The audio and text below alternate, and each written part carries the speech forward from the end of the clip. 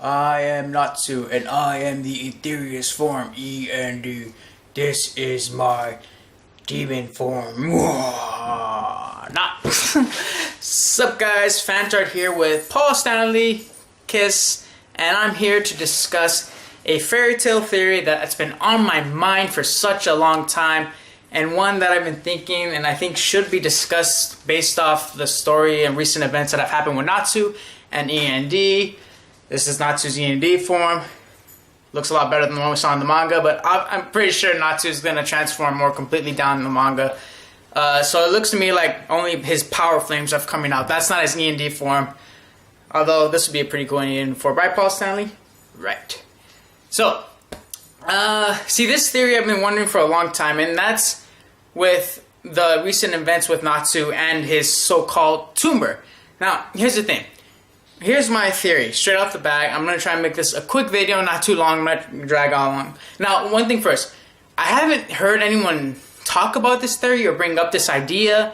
Not that I found. I haven't seen any videos. I haven't watched much videos on theories or haven't looked or searched up theories. So if anyone else has this theory and they've already put it out there, then great minds think alike. I'm not trying to rob anyone of their theories because I've seen people get pissed off about certain theories being stolen.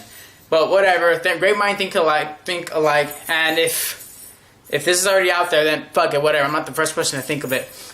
Alright, when did Natsu's tumor, or his ethereal demonic form, when did the power appear? This appeared right after Natsu used his powers that were given to him by E.N.D. They were pretty damn incredible powers. He used them against Zeref. And they looked like they were about to take out Zeref. And it didn't last very long, those powers that he had, those dragon powers. So apparently they were given to him by E.N.D. and it took him 6 months, 6 to 10 months around, give or take, to master that form or to bring out that form. And he can only use it, it was only a one-time deal, and he had to keep it concealed under bandages.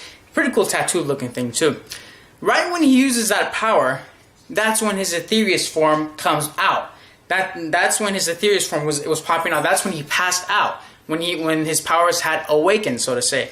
So I think that's too big of a coincidence. Now, we know that E.N.D. in the past, the reason why he went inside Natsu, the reason why he sealed himself inside Natsu was because he wanted to create antibodies to prevent him from becoming a dragon. Now, here's where it gets a little interesting in this theory. What if those antibodies were meant to do something more than to prevent him from being a dragon? What if it was blocking off his ethereal Natsu dragon form, E.N.D? What if it was blocking off his demon form? What if that was the other purpose of the antibodies that E.N.D left in them? Now think about it. He puts antibodies inside Natsu, and it's let's say the antibodies are some kind of form of power that E.N.D left him. And Natsu had figured out that he was able to use those antibodies and use that as a form of power, creating a new form, his dragon form, that E.N.D had left for him. What if it was meant to protect Natsu from using the E.N.D form, instead as adding on to him, stopping him from becoming a dragon? Now here's the thing: did Natsu know that he was using the antibodies as a new power form, as a new power up? Did Natsu do this willingly, knowing that he might end up becoming a dragon, but he did not know he would turn into a demon, so to say? Now, did Natsu do this willingly? That's one question about it. Did he do this knowing he could become a dragon? I just repeated myself.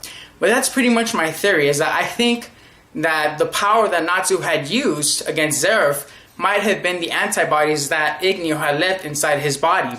And as soon as he used that extremely OP power, that's when his ethereal form pops up. That's when he starts to pass out. That's when he got taken over.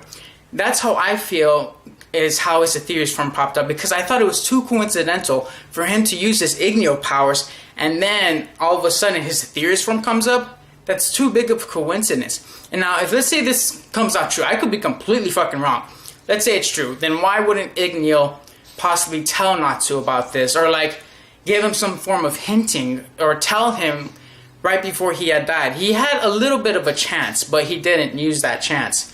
Was there possibly that E.N.D might have left Natsu for him to have a choice in whether he wanted to, let's say, become a dragon or become E.N.D? I'm not exactly sure. There's some unclear things with this manga that I hope gets answered later on.